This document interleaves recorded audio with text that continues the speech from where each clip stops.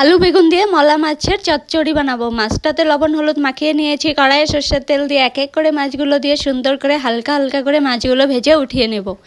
এবার সেই তেলেই ফোড়নের জন্য আরেকটু সর্ষের তেল, জিরে, রসুনটা একটু থেতো করে দিয়ে দিয়েছি। এবার পেঁয়াজ কুচি দিয়ে ভালো করে ভেজে নেব। তারপর আমি আগের থেকে আলুটাও কেটে রেখেছিলাম, সেটা দিয়ে দেবো, কুচি কুচি করে কেটে রাখা, সঙ্গে লবণ হলুদ দিয়ে আলুটা একটু ভালো করে ভেজে সেদ্ধ করে নিয়েছি ঢাকনা দিয়ে।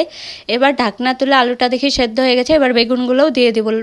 তারপর কাঁচা লঙ্কা থেতো করে দিয়ে দিয়েছি, দিয়ে ভালো করে একটু ভেজে নিয়ে ঢাকনা দিয়ে দিব।